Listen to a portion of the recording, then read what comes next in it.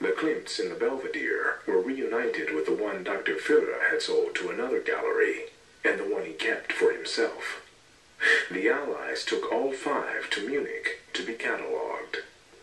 I think, one of the questions is what happened to this work, all these works of art at the end of the war, particularly the works of art that were in the hands of the Nazi leaders. And quite a lot of them were collected up by the Allies at the end of the war. As they were collecting up, they found all these depositories of looted art in Germany and Austria. And they then took them to collecting points where they did, I suppose, the reverse of the process that Germans had done at the beginning, which was they inventoried them, they photographed them, and they established where they had come from, with the help of the Nazi records, of course, and then decided to return them to the countries from which they had been taken. And those countries were charged with setting up commissions for restitution, so that the works of art would then be returned to their rightful owners. The Allies didn't want to do that work themselves.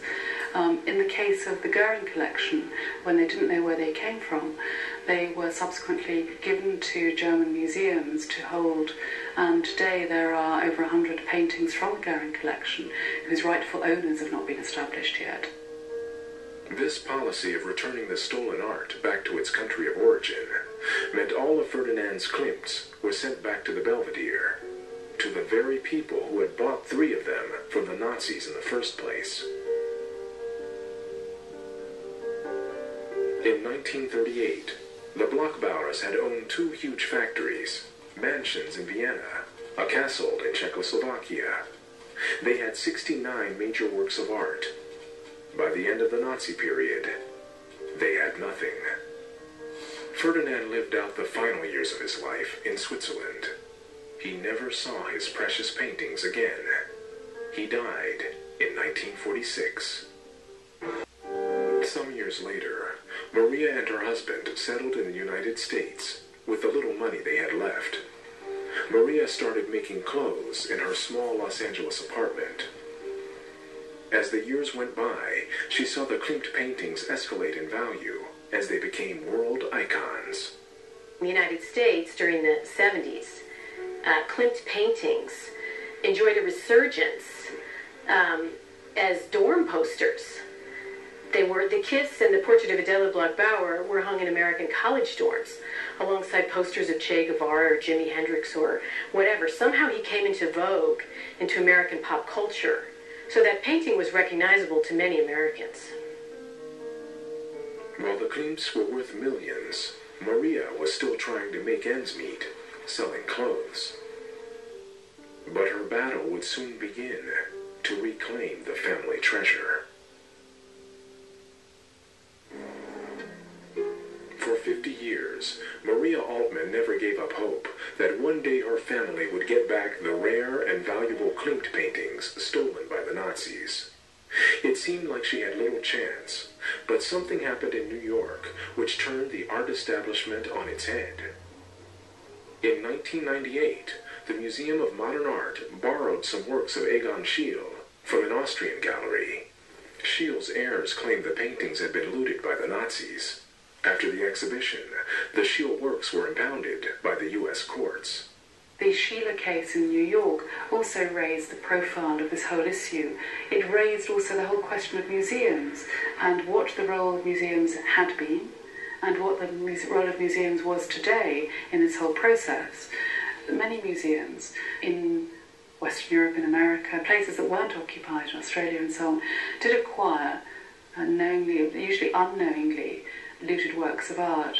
But up until this whole subject came onto the international agenda, and until there was a conference in Washington organised by the State Department in 1998, museums were and art dealers were, quite freely trading in what may have been a looted work of art. The Schiele case suddenly made Maria Altman think it was time to contact a lawyer. Could she challenge the Belvedere's claim to her aunt and uncle's paintings? There never really was an actual proof that these paintings belonged to the Belvedere. And then I called Randy. Maria had known the Schoenberg family all her life. Arnold Schoenberg, the famous composer, had been a part of her aunt's social circle. So she turned to his nephew, the young lawyer, Randy Schoenberg, for his legal advice. She called me in September of 1998. I was working in a small office of a large New York-based firm. I looked online, a relatively new activity at that time in 1998, at the Austrian newspapers, which had just become available like that, to see what was going on in Austria. So when she called me, I knew exactly what she was talking about, and that's really how it started. Because Randy Schoenberg's family had also suffered under the Nazis, he was prepared to leave his well-paid job in order to help prosecute the case. Gustav Klimt painted Adele Bloch-Bauer in 1907. In her will, written in 1925, Adele stated that her 2 portraits and 4 landscapes by Klimt were to be left to the Belvedere, where they would hang alongside Klimt's other portraits of wealthy Viennese women. I think the point at this time was that the Austrian government was of the opinion that the last will of Adele gave the Austrian gallery clear title to the paintings. The Austrian government was convinced the Belvedere did not contain any looted art and opened its archives to prove it. An Austrian journalist, Hubertus Chin, spent a whole year in these archives researching the looted works of Jewish families. Before he died, he discovered key documents that would transform the chances of Maria Altmann recovering her family's paintings. He thought Adele's will wasn't the only relevant document. Bertus Czernin went into archives that had been closed to journalists and began to look at the records. When he was done, he wrote an investigative series for a newspaper in Austria that basically showed that the Austrians, even back into the 50s, were not as confident that the will gave them ownership of those paintings, and that they themselves thought that they should have gotten some kind of a signed permission from Ferdinand. Although Adele had left the paintings to the Belvedere, her husband decided to overrule that request. He was the one who had paid for the paintings, and his last will explicitly stated that all previous testaments concerning the Klimt paintings were to be null and void. He just left a will leaving everything to my sister, me, and my brother. The last letter that exists from my uncle, written to the painter Kokoschka 2 days before he died, was, I am told that I might get maybe the portraits of my wife sent to me here. So that was the last letter of my uncle. In 1999, Austria's Minister of Culture and Education, Elisabeth Görer, took control and immediately closed the archives. Instead, she announced that she was setting up a government committee to rule on the ownership of the Klimt paintings. We had a conservative government, right-wing government, and she was a member of the Conservative Party. She's not in power anymore. She wasn't the most popular person in the government, and a lot of her decisions have been doubted. So the Klimt case didn't help either to rise her popularity. Minister Görer and her committee became a real thorn in Randy and Maria's side. The committee wouldn't even look at their evidence. I begged them to come and be able to speak to them on Maria's behalf, and I was told, no, we've decided not to speak to any outside people, and they considered Maria and her attorney to be an outside figure in the case concerning her family's paintings, which I thought was remarkable. So we tried to influence this committee that was meeting and going to decide what would happen with the paintings, but to no avail. And then at the end of June of 1999, that committee recommended against returning the Klimt paintings.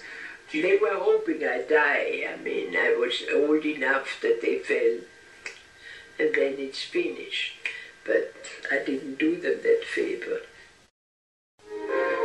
Klimt was an Austrian painter portraying his native countryside and the people of Vienna. For any tourist, the Klimt collection was one of the must-sees on their visit, adding huge amounts to the Austrian economy. I wrote them the nicest letters. I told them that I don't want to take those paintings away from Austria, but we have an English proverb I wrote in German that is saying, where there's a will, there's a way. And if you want to work with me, we can find a way that the paintings remain there. They never even bothered to answer the letter. After Minister Gunnar had blocked any further discussion over the restitution of the 5 Bloch-Bauer Klints, Randy wrote to her directly, saying in all fairness, she should consider arbitration. And her response to me was, in writing, if you don't like the way we've dealt with the law, you have to go to court. The Austrians must have felt confident that Randy and Maria wouldn't sue in Austria, as Maria would have to put down a large deposit reflecting the value of the painting. But they hadn't bargained for the tenacity of the American lawyer. If Randy couldn't fight them in Vienna, he would fight them in his hometown, Los Angeles. But how could he sue Austria? He searched and searched for a way. Then he found that if he could prove that Austria made money out of the Klimt paintings in the U.S., he might have a chance. And Austria, of course, had cashed in on posters and books about the artist. I thought, I think we can file a lawsuit here in Los Angeles. Maria Altman's been a citizen here for 60 years. She should have the right to have her courts decide this legal issue between her and Austria. So I filed the complaint in August of 2000, and it didn't cost $2 million to file the complaint. It cost a few hundred. I think people thought it was sort of a quixotic effort, that I was tilting at windmills and to take on the Austrian government and sue in the United States to try to get back paintings that were in Vienna. Seemed a little bit nuts, I must say, and I think most people who were looking at it thought I was a little bit crazy. But when I went in district court, people started taking a little more notice, but crazy things happen in the district court. It'll get corrected on appeal. But when I went in the Court of Appeal, then people started to really pay attention to the case. 6 years after taking on the case, Randy's determination took him before the judges of the Supreme Court. But as the date for the Supreme Court hearing grew nearer, Randy found he wouldn't just be fighting the Austrians. A number of other countries, including the Bush administration, wrote legal briefs basically supporting Austria's contention that the case shouldn't go forward in U.S. courts, that the U.S. was not the proper jurisdiction. On February 25th, 2004, Randy finally had the chance to take on both the Austrian and his own government before the Supreme Court. But Randy was desperate not to be overawed by the occasion. I went up last after the U.S. government and the Austrian government argued. And so I got up, and you don't prepare a speech in the Supreme Court because they always interrupt you. So I just had a general outline of what I wanted to say, and I said, there are 4 grounds for affirming the Ninth Circuit. Ground 1 is, and then boom, I got interrupted by Justice Souter. And he asked me this long question, convoluted, twisting and turning question, like that, and all of a sudden the question was over, and he's looking at me, and I had not the slightest idea what he had just asked me. Not a clue. All I could think of saying was, I'm sorry, Your Honor, I don't think I understood the question. Could you please rephrase it? And there were these gasps in the audience, but the other justices were so nice, they all smiled as if to say, oh, don't worry, he does that all the time, or, thank goodness you asked because we didn't understand it either. It was a turning point. Far from being a blunder, Randy had succeeded in endearing himself to the court. It must have had a good impact, and it just seemed really, at the end of it, it seemed like we had a chance of winning, which was a big surprise. The room was filled with men, all lawyers. They came running up to me and they said, Maria, it looks fabulous. And I said, how can you tell? Nobody said anything. It was the spring when the case was heard in Washington. But it was the fall in Los Angeles when Randy finally learned the result. 3 months later, I'm making breakfast for the kids, and I get this call from the reporter. He says, hello, this is Dave Pike. And I said, okay, well, give me the bad news. He said, no, not bad news. You won. I said, you're kidding. He said, no, 6-3 decision by Justice Stevens. I literally couldn't believe it. But it was coming from him. I had to believe it. And so, I tried to call Maria, and her phone was busy, and then we finally got together, and the celebration was enormous. But very quickly we realized, wait a second, what did we just win? Nothing, right? All we won was the right to start the case in Los Angeles. The paintings are still in Vienna. We hadn't won anything. We just won the right to start. It may have been just the beginning for Randy, but the judgment put the Austrian government in a difficult position. They may have been anxious to throw off their Nazi past, but now the case had attracted media interest from around the world. Now the U.S. Supreme Court had basically weighed in and said, okay, well, you can hear it in U.S. court. U.S. courts tend to be more favorable in these cases. However, the Austrians could have appealed, as they had appealed some of the other decisions in the past. But to have this dragging on in the public view during these appeals as an issue that really, at this point, was not going to go away, I think was a very difficult quandary for the Austrians. But it wasn't just the Austrian government that was in a precarious position. Randy's client was now 89. Could he risk a lengthy court case? If she died, his case was over. She had no other relatives living in the United States who could continue the case. It took a year of negotiations, but eventually both sides agreed to a do-or-die arbitration. I went behind closed doors with Maria and I said, Maria, this is the greatest thing. We can have this arbitration. We can get it finally finished, and by your 90th birthday next February, it'll all be over with. And isn't that great? And she said, "You're crazy. Why would 3 Austrian arbitrators go against their government and give us the paintings when for 8 years they kept saying?" And he said, "We have to take the chance." Having convinced Maria, Randy flew to Vienna. The game was on. He was going to gamble everything. The Klimts were probably worth over $100 million. Who had the strongest hand? Randall was very skillful at getting his side of the story out. I think he was more skillful than the Austrians in articulating his position in the media. So when the panel was deciding this case, it was another period of months and months that went by where they were still in this limbo, and you kind of thought anything could happen. Once again, Randy had no idea whether he had won or lost. He returned to Los Angeles. Then 4 months later, he got an email message. I came home late one night from a neighborhood poker game where I had lost my shirt, and checked my email, and sure enough, there's an email from the main arbitrator with the decision. And so I opened up the decision, and it's all in German, and my German's pretty good, but it took me a while until I got to the part where they said we won. And I was obviously overjoyed, but it was after midnight on a Sunday night, Monday morning, so I didn't call Maria right away. I let her sleep, and then in the morning this time we really celebrated. It was very, very exciting. I did not expect it.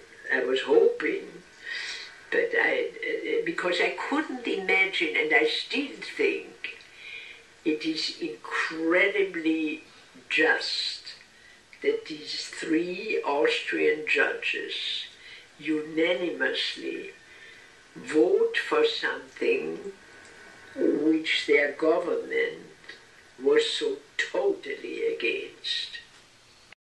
Nobody in Austria thought this could happen. They were shell-shocked. These paintings were national icons. I think it was a wise decision, but it came too late. Of course, Klimt is national cultural heritage of Austria, and his paintings are famous, and we're proud of them. And he is Austrian, and he wanted them to stay in Austria.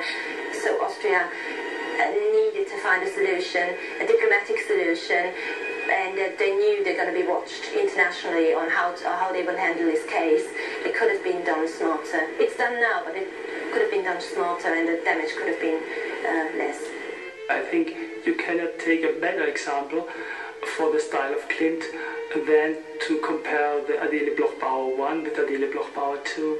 I mean, we are very sad that from now on, we do not have this possibility anymore in our museum. And this is very sad, because this was such a fascinating comparison, which is so unique, because you see not only the same person, only 5 years are in between these two portraits, but you see also the change of style, which is in this short period. When finally the decision was made that the pictures will leave Austria, there was a national outcry. There was lots of criticism, and I was like, why do we have to give the pictures away? Why couldn't you find another way of handling this matter, of buying the pictures, you know, because everybody thought we would have enough money to get at least one of the pictures back, or two. But that wasn't the case, so a lot of people felt sad and felt about a missed chance, and so many people not stormed, but so many people went to the gallery to have a last look at the Klimt pictures. On the 24th of April, 2006, the paintings arrived in the city where Maria lives. They went on display at the Los Angeles County Museum of Art for one of the most popular exhibitions ever held there. When Maria first walked in and saw the paintings here, first of all, she said, they look so much bigger here. And I think it was wonderful for her to be able to have them here in Los Angeles, where she settled, where she, raised her family, to be able to share them with her family. And we also have a great collection in the city of German and Austrian art of this period, so it would have had a marvelous context as well. This was the final victory for Maria. But far from keeping them as a family heirloom, she decided to sell them. They weren't destined to stay in the Los Angeles gallery. They were on the move again, this time to New York. Wealthy collectors from all over the world were heading to Rockefeller Center. The Klimts were going up for auction. There's been a lot of interest. They've been on view for the past 4 days, and we've had record figures through 3-4 times the number of people who normally come through our exhibition rooms have been arriving. So I think from that we can gauge that there's strong interest. Maria had struggled for a lifetime to get the paintings back, and only owned them for a few months. Did she have any regrets about not leaving them together in Vienna? Well, I wasn't willing to donate it, because I think the Belvedere had the paintings for 68 years, and there was no reason to make a donation after that. But he could negotiate, just like everybody else will do. Maria Altmann didn't even want the pictures. She didn't want them for her living room. She wanted them actually to stay in Austria, but she couldn't find another way to do it. And she said, look, if you want to buy the pictures, fair enough. If you don't, we're going to take them. Not only was the Christie's auction room packed, but there were international bids coming in by telephone. The first painting up was Klimt's The Birch Forest. And still bidder, $36 million. At $36 million, all done and selling right at $36 million. Mark, your bidder at $36 million. The second Klimt, the Attersee landscape there, lot 52 is illustrated in your catalogues. At $28 million, it's still up front against you here and selling this time, all done at $28 million. For you, madam, $28 million. Lot 53 is the third Klimt, Apple Tree number 1, $29,500,000. $29,500,000, selling this side for $29,500,000. Lot 54, the fourth Klimt there, portrait of Adele Bloch-Bauer 2. It's the 1912 portrait. $65 million. $67 million. $67,500,000. $68 million. At $68 million, it was down to 2 bidders. How far would they go? $70,500,000. $71 million. $72 million. $73 million. But just when the hammer was about to fall... $74 million, new bidder.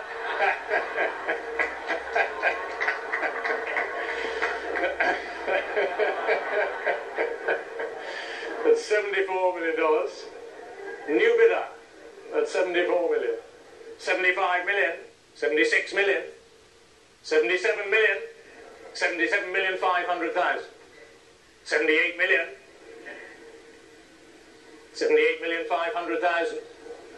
At $78,500,000 on this telephone, fair warning and selling, all done at $78,500,000. Guy, you're bidder at $78 million.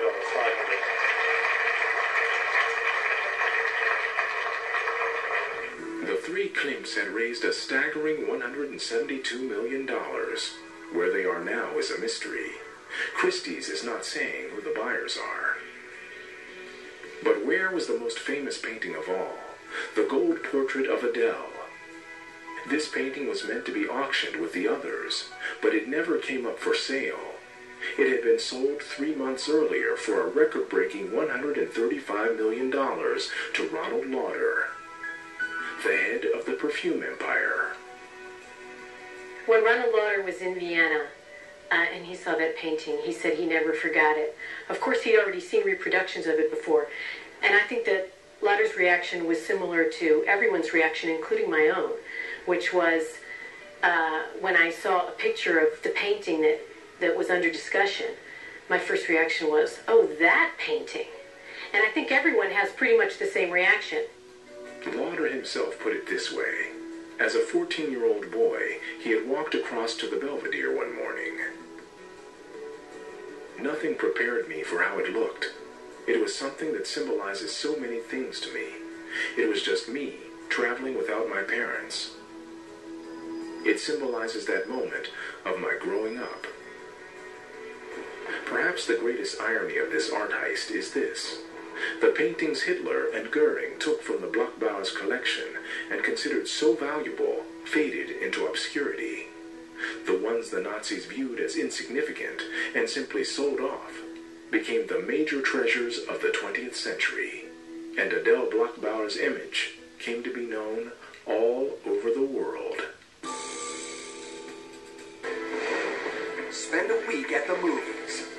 I'm going to tell you something, Robbie. I've never told anybody. Oh my God, it's going to be shining on. I'm not a hero. I'm just a dancer.